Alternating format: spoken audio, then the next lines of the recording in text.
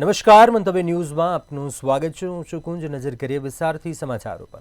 અમદાવાદના પાલડીમાં એટીએસ અને ડીઆરઆઈના સંયુક્ત દરોડા પાડવામાં આવ્યા હતા। કાર્યવાહી કરી હતી એટીએસ અને ડીઆરઆઈએ પાલડીના આવિષ્કાર ફ્લેટમાંથી 95.9 કિલોગ્રામ સોનાના બિસ્કિટ અને દાગીના, મોંઘી ઘડિયાળો અને 70 લાખની રોકડ ઝડપાઈ। મુંબઈમાં રહેતા મેઘ શાહે અહીં ફ્લેટ ભાડે રાખ્યો હતો। બહેન પમ્મી શાહના ઘરે રેડ પાડ્યા બાદ ફ્લેટ નંબર 104માં દરોડા પાડવામાં આવ્યા હતા। મેઘ શાહ મૂળ વાવ થરાદ પાસેના જેતરડા ગામનો વતની છે। મેઘ શાહ બજાર બાજીગર ગેમ્સ પ્રાઇવેટ લિમિટેડનો ડાયરેક્ટર હોવાનું બહાર આવ્યું છે। એટીએસ અને ડીઆરઆઈએ મુદ્દામાલ જપ્ત કરી આ મામલે વધુ કાર્યવાહી હાથ ધરી છે।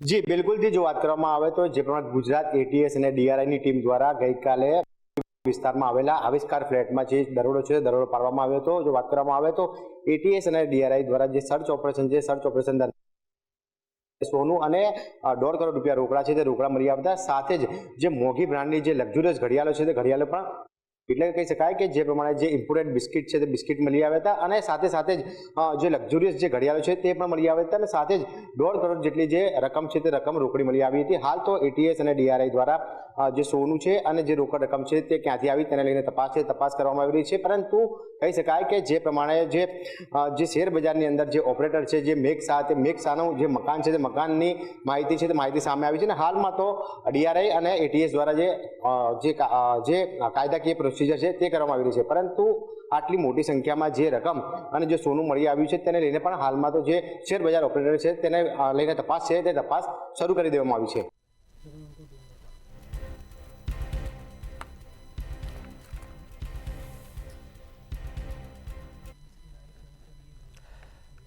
ગુજરાત છેલ્લા ઘણા સમયથી પોતાની ક્રાઇમ ઘટનાઓને કારણે દેશ દુનિયામાં કુખ્યાત થઈ રહ્યું છે। નવરાત્રિમાં બલાત્કાર, નાના ભૂલકા જેવી બાળકીઓ પર rape, murder, rape with murder, લૂંટફાટ, જાહેરમાં મારામારી જેવી ઘટનાઓએ ગુજરાતને શરમસાર કરી દીધું છે। ગુજરાતના ચર્ચિત 10 કેસોમાં 35માંથી 33 આરોપીઓ પરપ્રાંતીય છે કે જેમાં વિવિધ ગુનાઓમાં સમાવેશ થાય છે।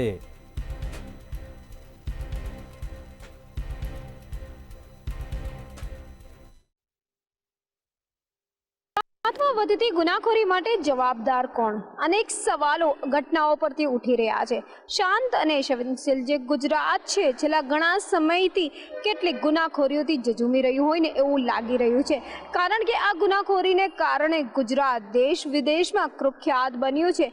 લૂંટ વિથ મર્ડર, ક્યાંક લૂંટ વિથ રેપ, તો ક્યાંક ગેંગ રેપ, તો ક્યાંક નાની ફૂલ જેવી નાની બાળકીઓ પર રેપ। આ તમામ ઘટનાઓને જોતા લોકોમાં ફફડાટ મચી જવા પામે છે। પરંતુ આ ગુનાખોરી તો જાણે અટકવાનું નામ નથી લેતી અને એમાં મોટા ભાગની વસ્તી દેશની અંદર બહારની પણ સામેલ હોય છે। તેવામાં આ ઘટનાઓને જોતા ઉપલા લેવલે કહો કે પછી ગાંધીનગર કહો કે અન્ય બેઠકોનો દોર જે છે એ શરૂ થઈ ગયો છે। જે બાદ ડીજીપી દ્વારા અસામાજિક તત્વોની યાદી બનાવવા માટે પણ આદેશ આપી દેવામાં આવ્યા છે, જેને લઈ સીપી એસપી દ્વારા અસામાજિક તત્વોને અંકુશમાં લેવા માટે, ગુનાખોરી અટકાવવા માટે એક યાદી પણ પોલીસ દ્વારા તૈયાર કરવામાં આવી છે અને અસામાજિક તત્વો પર લગામ કસવામાં આવી રહી છે। ક્યાંક બુલડોઝર ફરી રહ્યા છે તો ક્યાંક આવા જે રેપિસ્ટ છે કે હત્યાના જે આરોપીઓ છે કે ગુસ્સી ટોકના આરોપીઓ છે આ તમામને અંકુશમાં લેવામાં આવી રહ્યા છે અને તેમાં પણ આ ઘટનાઓ સુરત અને અમદાવાદમાં સૌથી વધારે જોવા મળી રહી છે। તેવામાં અમદાવાદ ખાતે હોળીની રાતે જે ઘટના બની એણે તો સૌ કોઈમાં ફફડાટ મચાવી દેવા પામ્યો છે। લોકોમાં એક ચિંતાનો વિષય ઊભો થયો છે, જેને લઈ દેશની અંદર કહો કે પછી ગુજરાતની અંદર કહો, તમામ એક ચિંતાનો વિષય ઊભો થયો છે। જે બાદ અસામાજિક તત્વો પર લગામ લગાવવા માટે પોલીસ તો તૈયાર બેઠી જ છે, પરંતુ ક્યાંક ને ક્યાંક જે બહારથી વસ્તીઓ આવી રહી છે, આ જે દેશભરમાં જે વસ્તી છે એને લઈને પણ કેટલાક સવાલ ઉઠી રહ્યા છે। કહેવામાં આવે છે કે 6 કરોડથી વધુની જે વસ્તી છે, 6.4 કરોડ જે કહેવામાં આવી રહ્યું છે, એ વસ્તીમાં 35 લાખથી વધુ વસ્તી પરપ્રાંતિયોની પણ કહેવામાં આવી રહી છે। ત્યારે ગુજરાતમાં ઉત્તર પ્રદેશ, બિહાર, ઝારખંડ કેટલીક જગ્યાઓ પરથી પરપ્રાંતિયો પણ સુરત ખાતે આવીને, અમદાવાદ ખાતે આવીને, અન્ય શહેરો ખાતે આવીને વસેલા જોવા મળી રહ્યા છે। અને આશ્ચર્યની વાત એ છે કે 10 કેસમાંથી 35માંથી 33 આરોપીઓ પરપ્રાંતિયો હોવાનું નોંધાઈ રહ્યું છે। ત્યારે સવાલ એ ઉઠી રહ્યો છે કે ગુજરાતમાં ગુનાખોરી પાછળનું જવાબદાર કોણ?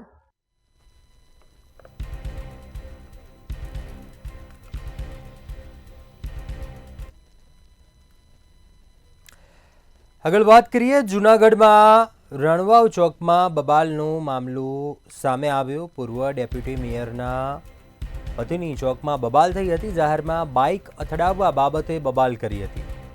ગઈકાલે બપોરે સામસામે જાહેરમાં મારામારી કરાઈ હતી। જાહેરમાં સુલેહ શાંતિના ભંગ બદલ પોલીસ ફરિયાદી બની હતી અને ભરત પરમાર અને વિનીત કારિયા સામે ફરિયાદ નોંધાઈ હતી। જામનગરનો આ મામલો સામે આવ્યો છે। પૂર્વ ડેપ્યુટી મેયરના પતિ સામે ફરિયાદ નોંધાઈ જાહેરમાં બાઇક અથડાવવા બાબતે બબાલ કરી હતી।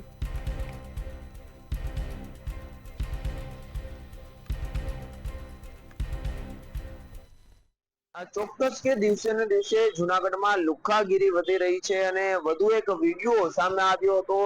વિડીયો વાયરલ થયો અને બાદમાં પોલીસે કાર્યવાહી કરી અને આ બંને જે મારામારી જાહેરમાં કરી રહ્યા હતા તેની સામે કાર્યવાહી કરી છે। ખાસ કરીને જૂનાગઢ શહેરનું જે રાણાવાવ ચોક છે, એમજી રોડ પર, ત્યાં ગઈકાલે બપોરના સમયે પૂર્વ ડેપ્યુટી મેયર દિવાળીબેન પરમારના પતિ ભરત પરમાર દ્વારા છે તે નજીવી બાબતે એટલે કે બાઇક અથડાવવા બાબતે એક યુવકને માર મારવામાં આવે છે તેવો વિડીયો વાયરલ થયો હતો। આ વિડીયો વાયરલ થતા જ પોલીસ એક્શનમાં આવી, પરંતુ તેની પહેલા જ પોલીસ સ્થળ ઉપર પહોંચી ગઈ હતી અને આ ભરત પરમાર હથોડી વડે જે યુવકને માર મારી રહ્યો હતો તેની પાસેથી છોડાવી અને આ જે પૂર્વ ડેપ્યુટી મેયરના પતિ છે તેને પોલીસ સ્ટેશને લઈ જવામાં આવ્યો હતો અને બાદમાં બંને પક્ષ વચ્ચે સમાધાન પોલીસ સ્ટેશનમાં થઈ ગયું। પરંતુ જૂનાગઢ શહેરમાં સુલેહ શાંતિનો ભંગ કરવા બદલ પોલીસે ફરિયાદ દાખલ કરી છે। જાહેર માર્ગો પર સુલેહ શાંતિના ભંગ બદલ પોલીસે ફરિયાદ નોંધી છે। આ બંને જે શખ્સો છે, પૂર્વ ડેપ્યુટી મેયરના પતિ ભરત પરમાર અને અન્ય જે તેની સાથે જે મારમારી કરી રહ્યો હતો, તે બંને શખ્સ સામે સુલેહ શાંતિના ભંગ બદલ આ ફરિયાદ દાખલ કરવામાં આવી છે। લોકોની માંગ એવી છે કે જૂનાગઢ શહેરમાં દિવસે ને દિવસે અસામાજિક તત્વોનો આતંક વધી રહ્યો છે। જાહેરમાં ગમે ત્યાં મારામારી કરી રહ્યા છે। અસામાજિક તત્વોને જાણે પોલીસનો ખોફ જ નથી તેવી દાદાગીરી કરી રહ્યા છે। ત્યારે આ અસામાજિક તત્વો સામે પોલીસ કાયદાના ભાટ અપનાવે તેવી માંગ ઉઠી છે। ગાંધીનગરમાં રામકથા મેદાનમાંથી વ્યાયામ શિક્ષકોની અટકાયત કરવામાં આવી। વ્યાયામ શિક્ષકોનું આંદોલન કાયમી ભરતી કરવા શરૂ થયું હતું। રામકથા મેદાન ખાતે વ્યાયામ શિક્ષકો આંદોલન કરી રહ્યા હતા। કરાર આધારિત ભરતી રદ કરવાની મુખ્ય માંગણી સાથે આંદોલન કરવામાં આવી રહ્યું હતું। ગાંધીનગર નહીં છોડવા તમામ આંદોલનકારીઓ મક્કમ બન્યા હતા। ત્યારે આજે પોલીસે રામકથા મેદાનમાંથી આંદોલનકારીઓની અટકાયત કર્યા હોવાનું સામે આવ્યું હતું।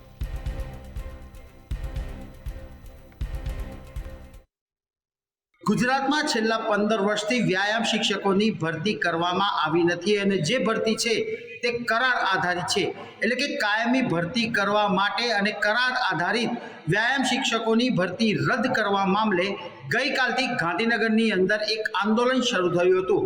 ગુજરાતમાંથી વ્યાયામ શિક્ષકો ઉમટી પડ્યા હતા। ઉમેદવારોએ ગઈ રાતથી જ આંદોલનને આક્રમક બનાવ્યું હતું। છેલ્લા એક દિવસથી જે આંદોલન ચાલુ હતું તેની અંદર આજે આંદોલનકારીઓની પોલીસ દ્વારા અટકાયત કરવામાં આવી છે। ગાંધીનગરના રામકથા મેદાન ખાતે ગઈકાલથી ગુજરાતના ખૂણે ખૂણેથી આવેલા વ્યાયામ શિક્ષકોની પોલીસ તરફથી અટકાયત કરવામાં આવી હતી। ત્યારે ઘર્ષણના દ્રશ્યો પણ સામે આવ્યા હતા અને આખું રામકથા મેદાન રણશીંગામાં ફેરવાઈ ગયું હોય તેવા દ્રશ્યો સામે આવ્યા હતા। જોકે પોલીસે ગઈકાલે કોઈ ગતિવિધિની નોંધ લીધી ન હતી, શાંતિથી આંદોલન કરવા દીધું હતું, પરંતુ પ્રતિબંધિત વિસ્તારમાં આ આંદોલન થતું હોવાની વાત સામે આવતા આજે પોલીસે તમામ આંદોલનકારીઓની અટકાયત કરી હતી અને હેડક્વાર્ટર લઈ જવામાં આવ્યા હતા। અંદાજિત 100 થી પણ વધુ આંદોલનકારીઓને ટીંગાટોળી કરીને બળજબરીથી તેમને બસમાં બેસાડીને હેડક્વાર્ટર લઈ જવામાં આવ્યા હતા. ગુજરાત વિધાનસભાનું સત્ર ચાલી રહ્યું છે ત્યારે ગાંધીનગરમાં વિવિધ આંદોલનો પણ પ્રકાશમાં આવી રહ્યા છે. ત્યારે એ પૈકીનું આ વ્યાયામ શિક્ષકોનું આંદોલન પણ અત્યારે ચર્ચાના એલાને છે.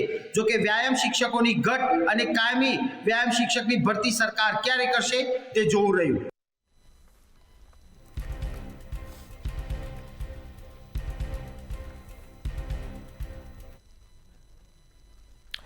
આગળ વાત કરીએ રાજકોટની BA ડાંગર કોલેજ ફરી વિવાદમાં આવ્યા હોવાનું સામે આવ્યું છે.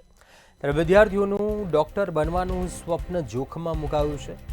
નેશનલ કાઉન્સિલ ઓફ હોમિયોપેથીમાં રજિસ્ટ્રેશન અટક્યું છે. રજિસ્ટ્રેશન અટકતા વિદ્યાર્થીઓએ કલેક્ટર સમક્ષ રજૂઆત કરી છે. ત્યારે કલેક્ટર કચેરીમાંથી જવાબ મળ્યો હતો કે યુનિવર્સિટીના કાર્યક્ષેત્રમાં જ રજૂઆત કરો.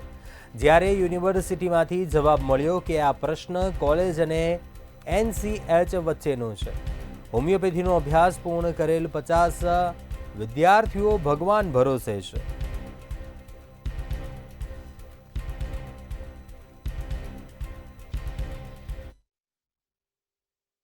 બે 2018-19માં BA ડાંગર કોલેજના માન્યતાને લઈને જે વિવાદ સર્જ્યો હતો તે જ વિવાદને લઈને ક્યાંક ને ક્યાંક વિદ્યાર્થીઓ હેરાન છે, પરેશાન છે. વિદ્યાર્થીઓ દ્વારા એક પ્રેસ કોન્ફરન્સ કરવામાં આવી. વિદ્યાર્થીઓની સ્પષ્ટ માંગણી છે કે તેઓને જે માન્યતા, જે રજિસ્ટ્રેશન હાલ નથી થઈ રહ્યું, તેમનું રજિસ્ટ્રેશન થાય. તેમની હૈયાવરાળ કાઢતા તેઓએ જણાવ્યું કે તેઓ જિલ્લા કલેક્ટર સુધી પહોંચ્યા. ખાસ તો સૌરાષ્ટ્ર યુનિવર્સિટી સુધી પોતાની જે રજૂઆત છે તે કરી હતી, પણ છતાંય સૌરાષ્ટ્ર યુનિવર્સિટી દ્વારા કોઈ પણ પ્રકારનું જે કહી શકાય પ્રતિસાદ ન મળતા અંતે તેઓ મીડિયા સમક્ષ પોતાની જે હૈયાવરાળ કાઢી રહ્યા છે. ચોક્કસથી 2018-19માં BA ડાંગર કોલેજની માન્યતાને લઈને સમગ્ર પ્રકરણ છે તે હાઈકોર્ટ સુધી પહોંચ્યો હતો. ખાસ જે રજિસ્ટ્રેશન માટે જે કાઉન્સિલ હોય છે તે કાઉન્સિલમાં આ વિદ્યાર્થીઓનું જે રજિસ્ટ્રેશન નથી થઈ રહ્યું અને તેનું જે રજિસ્ટ્રેશન અટકી ગયું છે તેને જ લઈને વિદ્યાર્થીઓ ખૂબ જ ચિંતિત છે. અને આ મામલે ક્યાંક ને ક્યાંક તેઓ સરકાર સમક્ષ પોતાની જે વાત છે તે રજૂ કરી રહ્યા છે. અવારનવાર તેઓએ પોતાની જે વાત છે તે રજૂ કરી છે, છતાંય કોઈ પણ પ્રકારની જે નિરાકરણ ન આવતા અંતે તેઓ મીડિયા સુધી પહોંચ્યા હતા. ત્યારે આ મામલે કોલેજના સંચાલકોનું સ્પષ્ટ કહેવું છે કે આ મામલો છે તે ક્યાંક ને ક્યાંક હાઈકોર્ટ દ્વારા એવો ચુકાદો આવ્યો છે, એટલે કે સકારાત્મક ચુકાદો આવ્યો છે. અને ચુકાદા બાદ કહી શકાય કે સકારાત્મક ચુકાદાની જે તેના જે નિયમો છે તે કાઉન્સિલ સુધી પહોંચશે. અને ત્યારબાદ કહી શકાય કે જે કાઉન્સિલ છે તે આ તમામે તમામ જે વિદ્યાર્થીઓ છે તેમનું રજિસ્ટ્રેશન કરશે અને આ જે વિદ્યાર્થીઓની જે દુવિધા છે તેમનો અંત આવશે. ત્યારે ક્યારે આ વિદ્યાર્થીઓનો દુવિધાનો અંત આવશે, એક મોટો સવાલ ક્યાંક ઊભો થઈ રહ્યો છે. BA ડાંગર કોલેજ ફરી એક વખત વિવાદમાં આવી છે.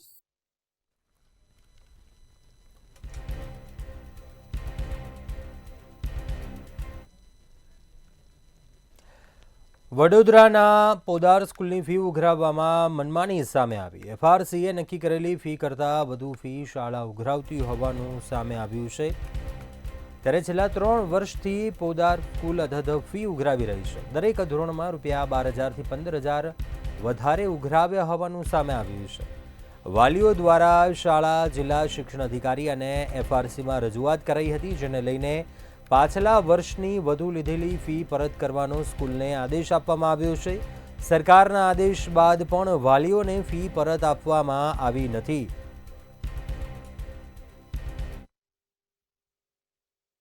જે ચોક્કસથી વાત કરીએ ખાનગી શાળાઓની મનસ્વી રીતે ફી ઉઘરાવવાના મુદ્દાની, તો છાણી વિસ્તારમાં આવેલ પોદાર સ્કૂલના સંચાલકો દ્વારા છેલ્લા 3 વર્ષથી વાલીઓ પાસે FRCની નક્કી કરેલી ફી કરતા વધારાની ફી ઉઘરાવવામાં આવી રહી છે. છેલ્લા 3 વર્ષથી વાલીઓ દ્વારા આ મુદ્દે શાળાના સંચાલકો સમક્ષ વધારાની માગેલી ફીને પરત આપવા માટે વિનંતી કરવામાં આવે છે, પરંતુ શાળા સંચાલકોના પેટનું પાણી નથી હાલી રહ્યું. તેના પરિણામે હવે વાલીઓમાં આક્રોશ પણ જોવા મળી રહ્યો છે.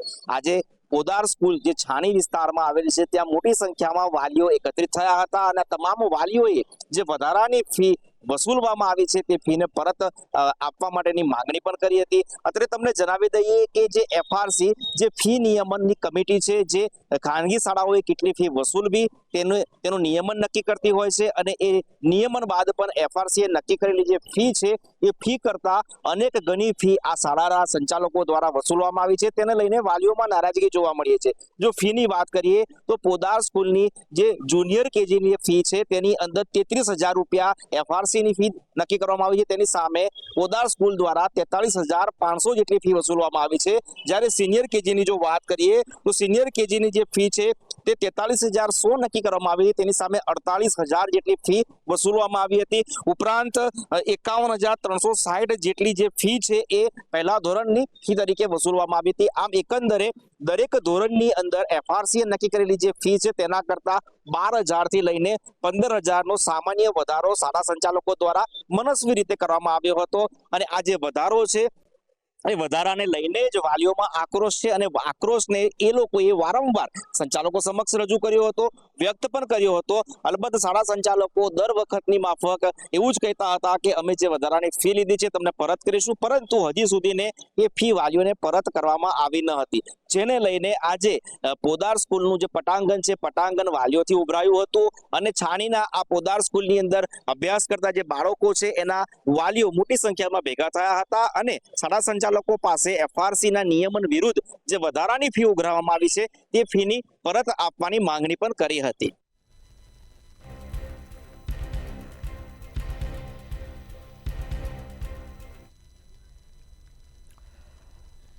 Ahmedabad municipal corporation school board દ્વારા એક મહત્વપૂર્ણ નિર્ણય લેવામાં આવ્યો છે. આગામી સત્રથી શહેરના તમામ 7 ઝોનમાં 7 મ્યુનિસિપલ સ્કૂલમાં ધોરણ 9 અને 10ના વર્ગો શરૂ કરવામાં આવશે. આમ હાલ ઝોન વાઇઝ એક સ્કૂલ એવી હશે કે જેમાં ધોરણ 1 થી 8ને બદલે 10 સુધીનું શિક્ષણ ફ્રીમાં મળશે.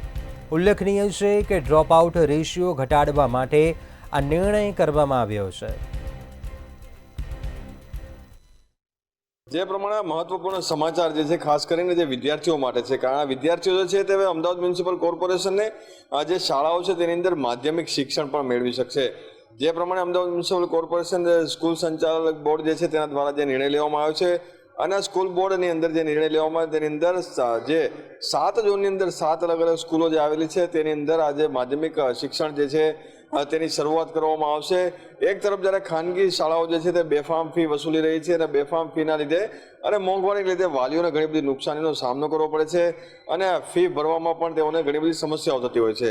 આ સાથે જે પ્રમાણે આંકડાઓ જે આવી રહ્યા છે કે અમદાવાદ મ્યુનિસિપલ કોર્પોરેશનની અંદર ખાનગી શાળાઓમાંથી એડમિશન કઢાવીને સરકારી શાળાઓ એટલે કે કોર્પોરેશનની શાળાઓની અંદર જે વિદ્યાર્થીઓ ભણવા આવી રહ્યા છે તેઓને પણ જે આંકડો છે તે દિવસે ને દિવસે વધી રહ્યો છે.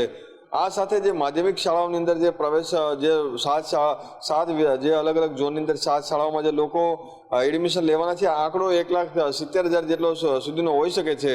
કારણ કે આગામી દિવસોમાં જે ભણતર જે મોંઘું થઈ રહ્યું છે ત્યારે આ એક મહત્વપૂર્ણ નિર્ણય જે છે તે અમદાવાદ મ્યુનિસિપલ કોર્પોરેશનનો સાબિત થવાનો છે. કારણ કે માધ્યમિક શિક્ષણ જે છે તેની ફી વધારે હોય છે અને સાથે સાથે જે સારા શિક્ષકો અને એક સારું ભણતર જે છે સરકારી શાળાઓમાં મળવાનું છે ત્યારે લોકો જે છે તેની પહેલી પસંદ જે છે અમદાવાદ મ્યુનિસિપલ કોર્પોરેશન રહેવાની છે. એટલે કે આગામી દિવસોમાં સારું શિક્ષણ જે છે તે અમદાવાદ મ્યુનિસિપલ કોર્પોરેશનની શાળાઓમાંથી લઈને વિદ્યાર્થી જે પોતાનું સારું ભવિષ્ય પણ બનાવવાના છે.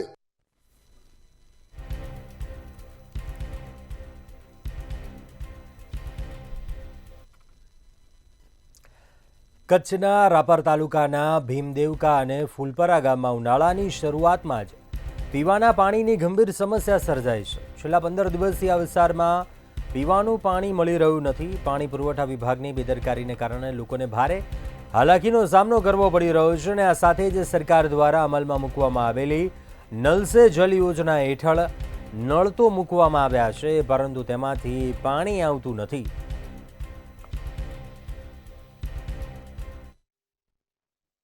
રાપરના ભીમદેવકા ગામે નલ સે જલ યોજના જે સરકાર દ્વારા શરૂઆત કરવામાં જે આવી છે તે છેલ્લા 15 દિવસથી રાપરના ભીમદેવકા ગામે પાણીની સમસ્યાથી લોકો ત્રાહિમામ પોકારી રહ્યા છે. મહિલાઓને આમથી તેમ પાણી માટે થઈને વલખા મારવા માટે થઈ અને દોડવું પડે છે. હાલમાં જ ઉનાળાની શરૂઆત થઈ છે ત્યારે ઉનાળાની શરૂઆતના લીધે જ જો પાણીની સમસ્યા રહેતી હોય તો લોકોને પાણી વિના જીવવો બહુ મુશ્કેલ બની ગયો છે. જલ સે નલ યોજના જે સરકારની છે એ અટાણે પોકળ સમાન સાબિત થઈ એવું લોકો જણાવી રહ્યા છે. રાપરના વિવિધ ગામોમાં પાણીની ઉનાળાની શરૂઆત જ થઈ છે અને પાણીની સમસ્યા શરૂઆતથી જ બેહાલ લોકોના થઈ રહ્યા છે પાણીને કારણે થઈ, જ્યાંથી રાપરના જલ સે નળ યોજના ફ્લોપ ગઈ એવું લોકો કહી રહ્યા છે. ઉનાળાના ઢોરને પણ એટલું પાણી જોઈએ છે, પક્ષી વૃક્ષ બધાને પાણીની ખૂબ જ જરૂરિયાત હોવાથી મહિલાઓને પાણી ભરવા માટે થઈને આમથી તેમ દોડવું પડે છે, જેથી કરીને સમય અને પાણી ભરવા માટે થઈ દૂર સુધી જવું પડે છે ચાલી, જે એક મુશ્કેલી સમાન કહેવાય એવું લોકો જણી રહ્યા છે. જો રાપર તાલુકાના ગામજનોએ ફૂલપરાના લોકોએ રાપરના પાણી પુરવઠા અધિકારી, ભચાઉના પાણી પુરવઠા અધિકારીઓને રજૂઆત કરવા છતાં હજી પણ કોઈ પગલાં લેવામાં નથી આવી રહ્યા.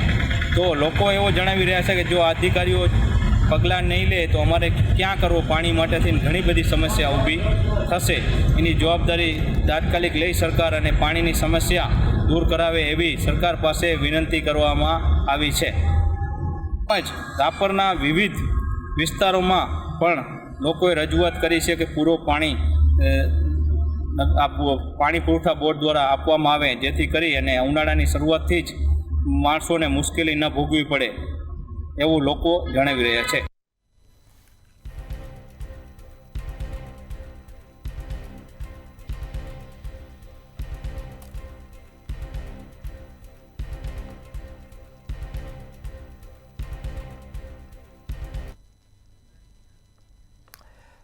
આગળ અન્ય મહત્વપૂર્ણ સમાચાર અમદાવાદથી સામે આવી રહ્યા છે. અમદાવાદના પાલડી વિસ્તારમાંથી જે સોનું અને રોકડ રકમ મળી આવી હતી તે મામલે આ સમાચાર.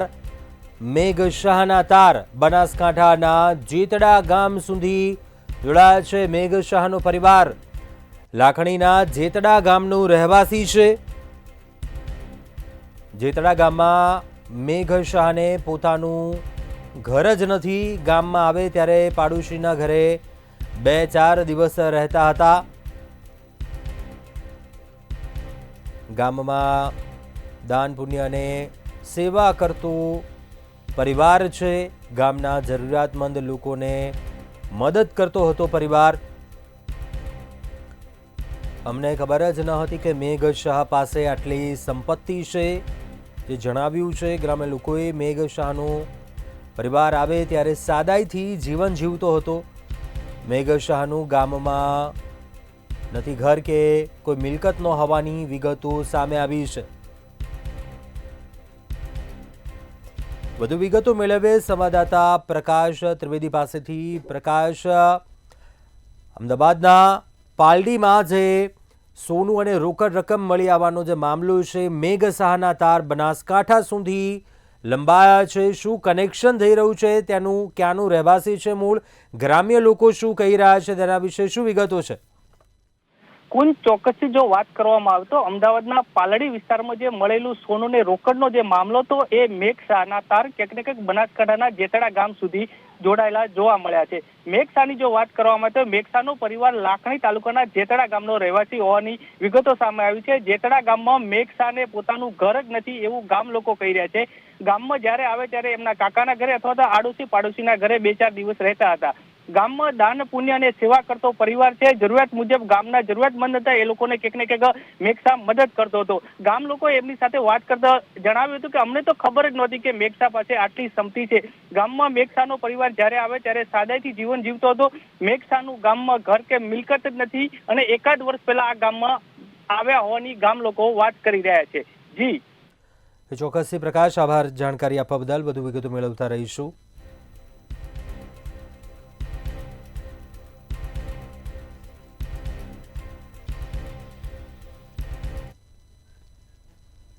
અત્યારે હાલ બુલેટિનમાં બસ આટલું. વધારે સમાચાર માટે આપ જોતા રહો મંતવ્ય ન્યૂઝ. નમસ્કાર.